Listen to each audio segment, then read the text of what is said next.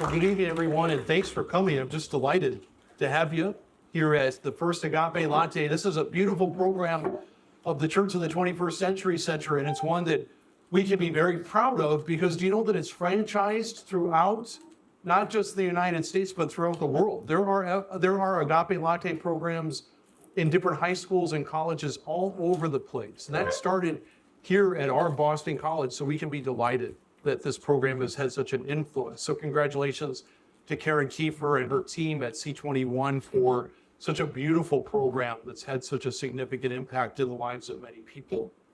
The title of tonight's talk is Falling into Friendship. And what I want to do is propose to you that friendship at its origin is mysterious, much like love at its origin is mysterious. In fact, we use language of falling when we talk about love, right? When he falls in love with Danica or she falls in love with Herbie, I'm making up these names, that they often say, well, we fell in love together. And then you ask, well, when did that happen? How did that happen? And often people can't say the origin of how that occurred. That there's something mysterious about the beginnings of love that we often can't pinpoint. And I would invite you to reflect upon good gifts of friendship that are in your lives. And can you name with precision the moment when friendship was born? I don't know.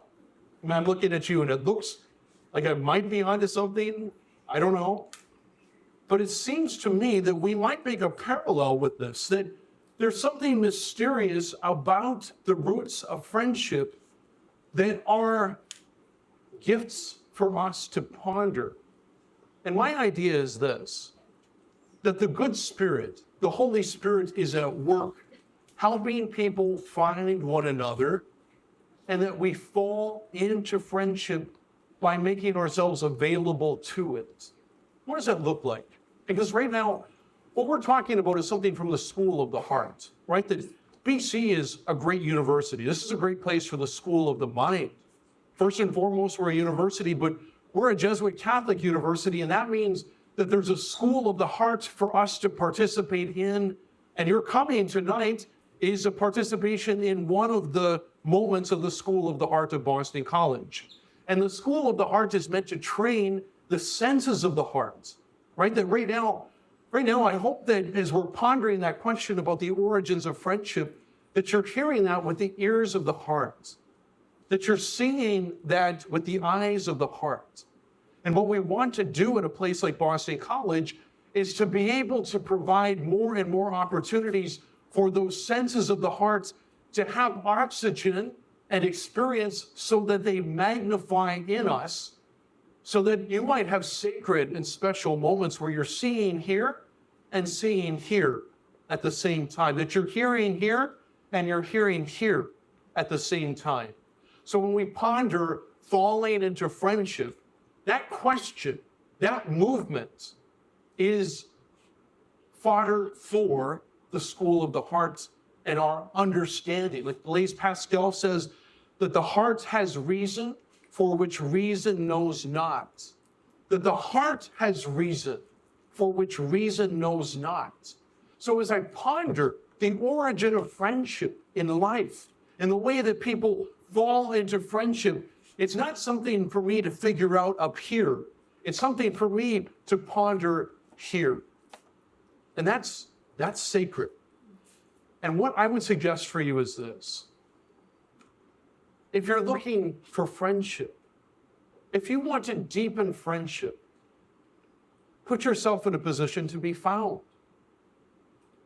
Make yourself available to fall into friendship. Now, I feel like I might be preaching to the choir because the people that probably really need to hear this might not have come tonight because they're filled with some doubt, or they're feeling ostracized, or they're nervous, or they're overwhelmed, or they're discouraged. Who knows? But as we listen, we might be able to listen with the ears of the heart on behalf of them and become a resource to help them be in a position to be found. For example, let's say this. So I live on Upper Campus, And let's say that I'm taking the shortcut through McElroy to get down to Stokes. Rather than go up Cole Row, I cut through the building. As I'm passing through tables, I might see somebody sitting by himself at a table, and the intuition of my heart, when I see that person, the intuition of my heart says, I would like to know that person. I'd like to say hello. That's the intuition of the heart. Then the mind steps in and says, stranger danger. That's weird, right? You're walking by and then you stop and you start talking to a stranger. That's icky. Don't do that. Then you keep walking. That's too bad.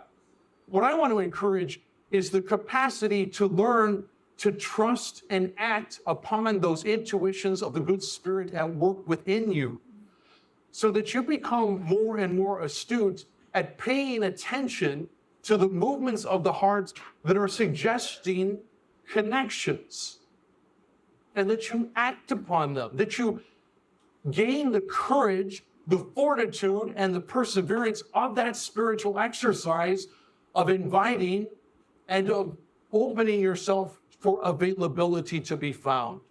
Now, it's important. I want to make sure that I emphasize this. It's not dependent. The exercise is not dependent upon reciprocity. I mean, it's always nice when people reciprocate friendship. But this exercise isn't dependent upon reciprocity. The exercise is to develop the capacity to be a person who acts on the holy intuitions of the heart. So that when I see that person, there's something stirring in me that says, I would like to know her. Then I reach out, I make myself available. I see you sitting here, I'd like to meet you. I mean, I don't know what you would think of that. I hope you wouldn't think that that's strange at a place like BC, because we're meant to be friends, right? We can't be friends with everyone, but we can be friendly. And when we make ourselves available to that kind of exchange, what happens is a kind of inner confidence that recognizes I'm worthy of friendship. My friendship is available for others. And I want that availability to be a gift that I offer to others. So it's not dependent upon reciprocity. Everything's received according to the mode of the receiver. So someone else, they might be tired, or they might be studied, or they might be feeling sick, or who knows what's going on in someone's life. But their answer isn't something that we depend upon for our approval, our self-awareness. Their response is from where they're coming.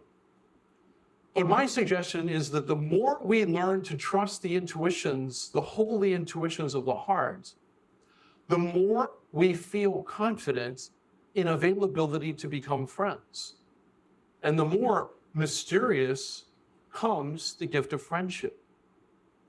And I don't think that I've met anyone at Boston College who would say, I have too many friends.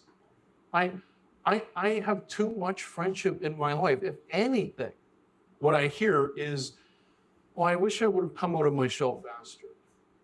Or I wish I would have spent more time making myself available to hang out and to meet people. And showing up in life, participating in life, being available to fall into friendship might be one of the more important formative things that you could do during your time at BC. And this comes from the origin of the Society of Jesus. Way back when the Jesuits first started. Remember, St. Ignatius of Loyola was the founder of the Jesuit order. And he had a group of friends of the Lord, they would call themselves. And they were roommates at the University of Paris, at the College of St. Barbara, at the University of Paris. That's where Francis Xavier and Peter Faber and St. Ignatius of Loyola lived.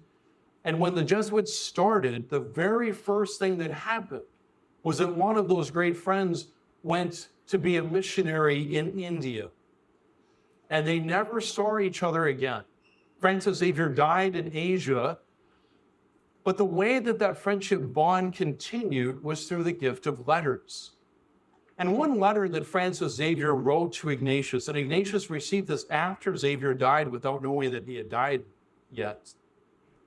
Xavier writes, "So that I may never forget you and ever have a special remembrance of you. For my own consolation, I've cut your names from the letters that you've written with your own hands, so that I may constantly carry them with me. I give thanks first of all to God and then to you for the fact that God has made you, that I derive such great consolation from bearing your names." That's beautiful. That's beautiful that Xavier cut out of letters the signatures of those best of friends, and that he carried them close to his heart. That's a tangible sign of the depth of love that originated in student housing. Isn't it something? I mean, do you look at well, some people call them a modified double. Others call them a lofted triple. Some students, a forced triple, right? Forced triple sounds coercive. Modified double sounds like opportunities, right? Right? Maybe Francis Xavier and Ignatius of Loyola and Peter Weber were in a modified double at the University of Paris. I don't know, but who would have thought at that time that 500 years later, we would be gathered in a little cafe at night in Chestnut Hill, Massachusetts, talking about the origins of friendship that they had. And we're the beneficiaries of that. That's remarkable. And we want to be a part of that continuity. So many people in our world today suffer from loneliness. And why is that? I mean, it's really weird, isn't it? That never have been people more connected to one another through the gift of social media. You have instant access to people from all over the world, and that you can interact with them, talk with them, see them in real time. Yet it's not the same. That's not the same as deep friendship.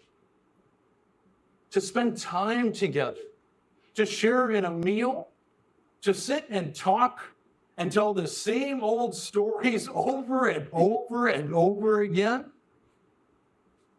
That's what gets us out of bed. And the thing is, and I suppose that there are some people here who are looking for this. Well, seek it. Ask for it. Knock on its door. Because it will open, and those who seek will find. But the bad spirit wants you to feel discouraged. You hear this in the first year. We've been here for not 5 weeks, and I've already heard everyone's already got their friend group.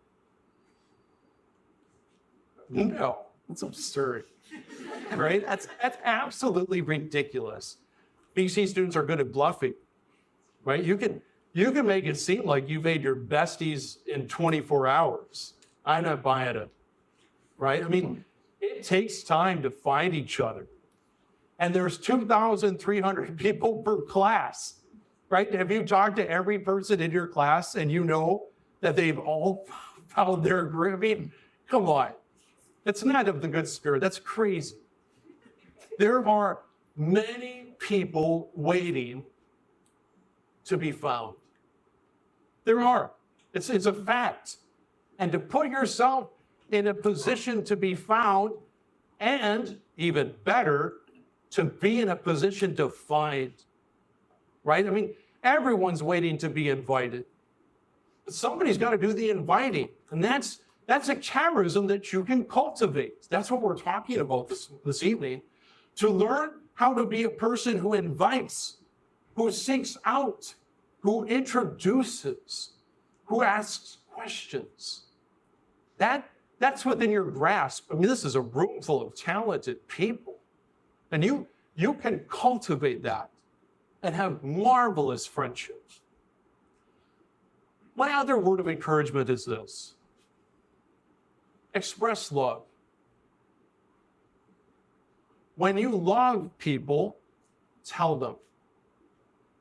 And I think that sometimes people feel like that's not something I should say, or that's not something that needs to be said. But I think this: one of the most important things that you can do is offer reassurance of love. So that when you really love living with this group, when you really love playing this sport with this group, when you really love sharing in this meal with this group, when you really love sitting and chatting with this group, that you say, you know, I really love that you're here. I love that we have found each other. I love that we're here.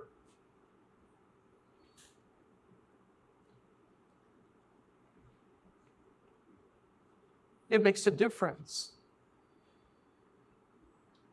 And the more you do that, the more you feel that you belong. And the more that you feel that you belong, the more you help each other. And then the loneliness that so many of our students feel disappears, because you know why? It's not for real. Loneliness is of the bad spirit. How can you be lonely when you're surrounded by thousands of peers? It's the bad spirit suggesting that you're not worthy, that everybody else has it figured out. And that's not true. You need to hear that over and over again so that you don't rest in that and that you don't dismiss possibility. It's never too late.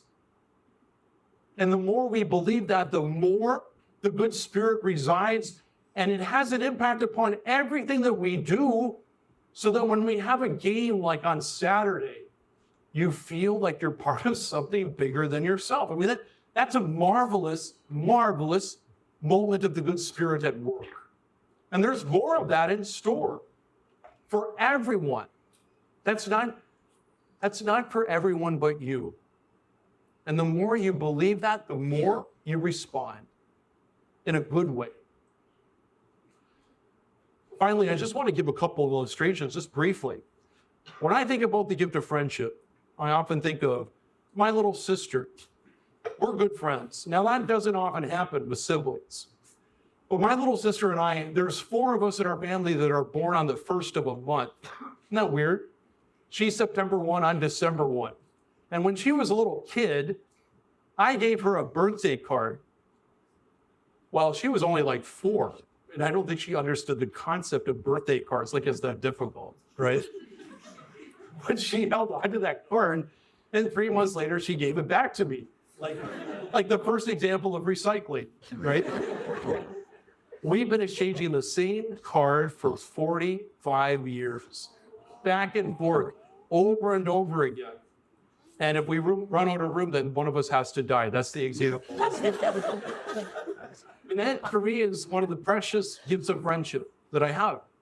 And then I would say with some Jesuits that I love, and I am not afraid to tell them, I love you.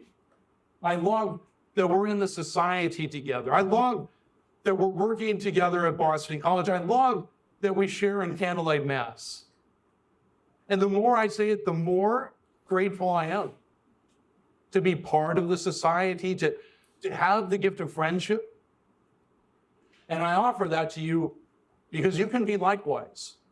You can express love. And the more you do it, the happier you will be. The more a love that you express, the happier you will be. And your love is not dependent upon reciprocity. Love is a gift. It's a gift that we give. And the more we fall into it, the more that we trust that when we give it away, we receive more of it. You'll never, ever run a deficit of love. You never will. you will always have more and more love to draw from.